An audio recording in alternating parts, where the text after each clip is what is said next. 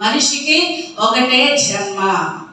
మొట్టమొదట పుట్టిన ఆదాము దగ్గర నుంచి చిట్ట చివరి మనిషి అనగా 1000 ఏళ్ల పరిపాలన చివరి మనిషి వరకు చచ్చిన ప్రతి మనిషి మరలా పునరుద్ధానం చెందుతాడు.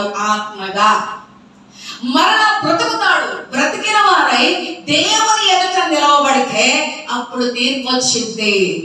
కాబట్టి మనిషికి ఒకటే జన్మ. సంగమా, నీవు చేసే మంచి అయినను చెడైనను ఈ ఒక్క జన్మలోనే. సరి చేసుకోవటానికి మరొక జన్మ లేదు, దిద్దుకోవటానికి మరొక జన్మ లేదు.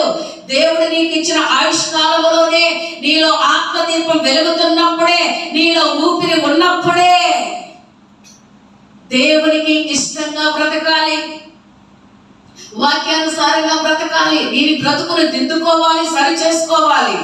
ఈ ఒక్క జన్మలోనే, మరొక జన్మ లేదు, సమయం లేదు. కనుక ఈ దినం నుంచి అయినా చెడుని విడిచి మంచిని హత్తుకొని క్రీస్తు సారూప్యంలో బ్రతుకుదురుగాక. ఆమేన్.